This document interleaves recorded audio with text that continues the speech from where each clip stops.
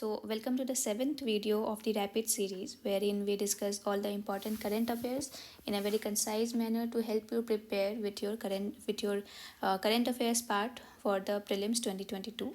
So, let's begin with today's session. The first news is about the global minimum tax.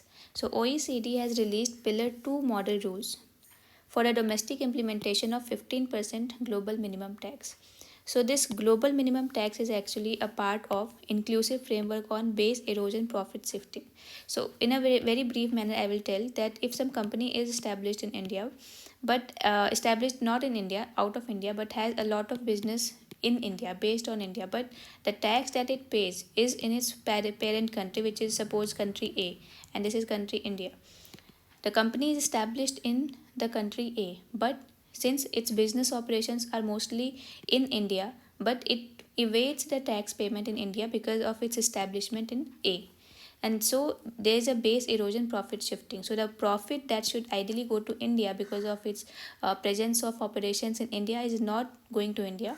The profit is actually going to its parent country, which is the country A. So that is a very brief description of what is BEPS, that is base erosion profit shifting.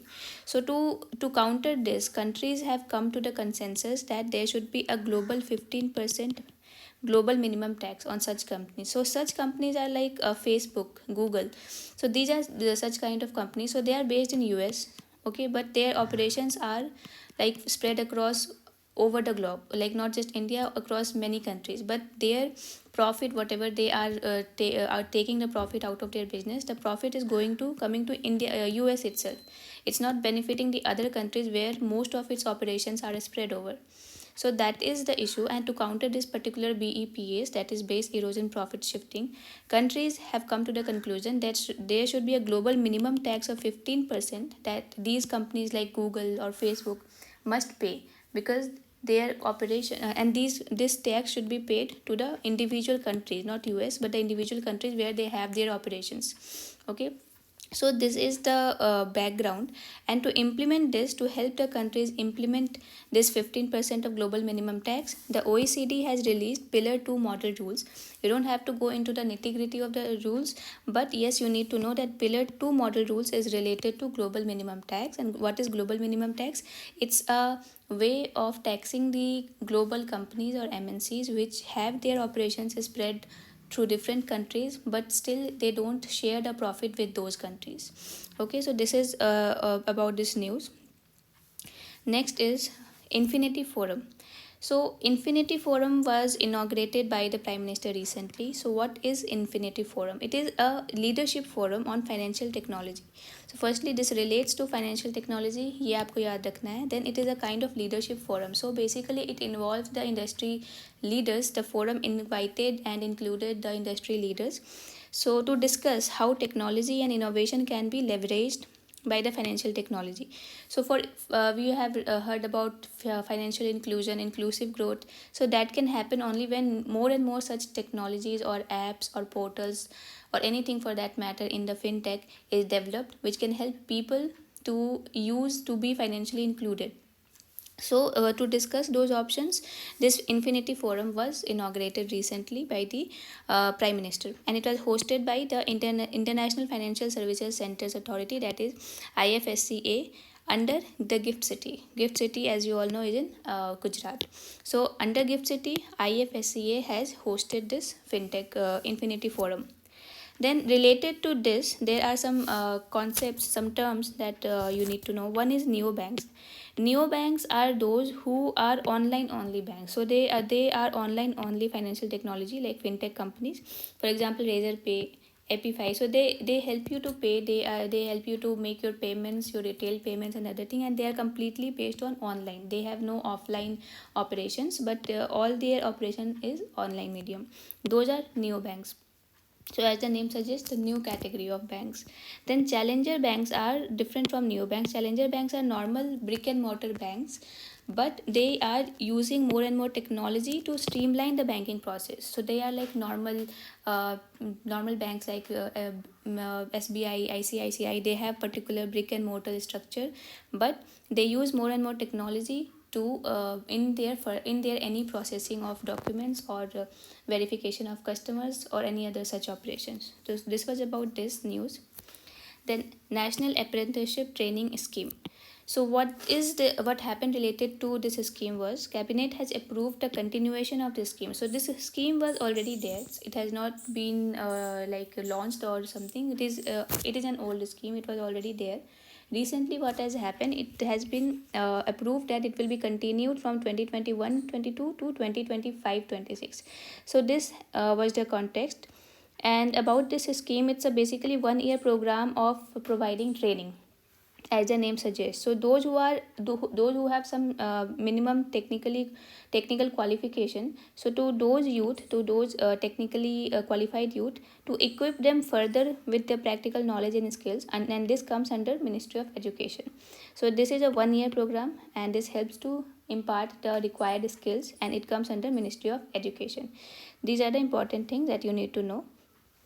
So the apprentices that are paid as a so they these apprentices who are involved in the scheme, they are paid stipend also, and 50% of that stipend. So suppose some industry is giving this training, so they will also pay the stipend. So if suppose 100 is the stipend that needs to be paid to them, that means 50% of this 50 rupees will be paid by the government of India.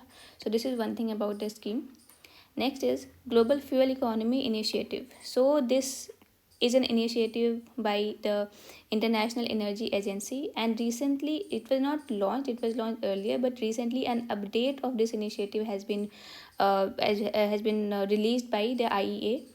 So basically this is something that has the target of improving average fuel consumption in the economy of light duty vehicles. So जो light duty vehicles होते हैं, that like normal cars that the customers use, cars and other vehicles. So in those areas, in those sectors, जो average fuel का consumption है, that should be reduced और that should be shifted to some viable and green alternatives. So either using electric vehicles or electric or hybrid technology.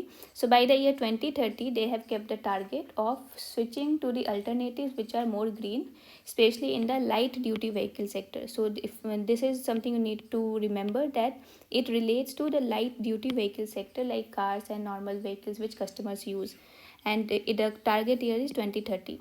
Now as per the update of this particular initiative which was recently published, the progress towards achieving this goal is lagging behind. So this is the observation made in the update, that countries are not on track towards achieving this goal by 2030.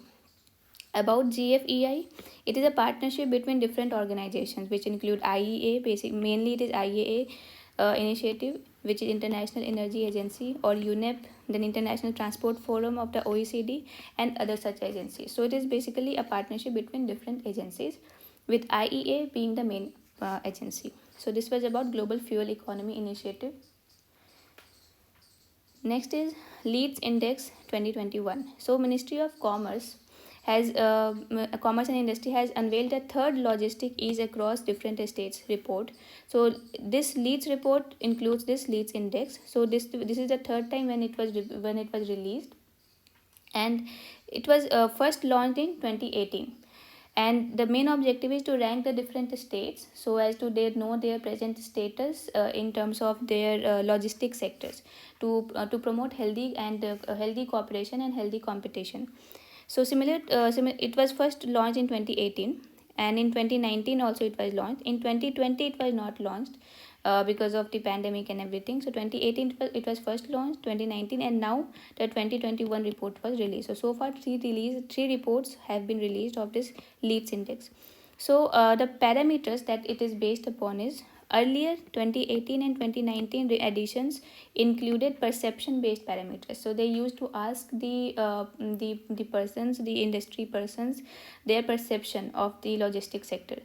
But from this year onwards, from 2021 onwards, along with the perception, they are also using objective parameters based on objective criteria or some metrics or some improvement numbers where or data or facts which they can verify. So some objective parameters along with the perception. So this is a change in this year's report.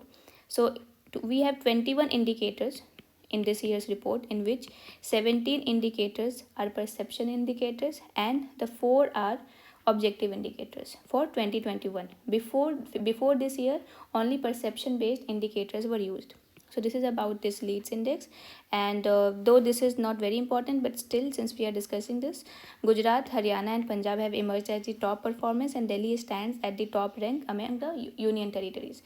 So this was about the results of the report. So leads index, 3 reports have been published so far. The new thing which is added in this year's report is that along with the perception based parameters, we also have objective parameters. In total, there are 21 indicators. So this is it for today's rapid session, and we will meet again with our new video. Till then, keep studying well, and all the very best.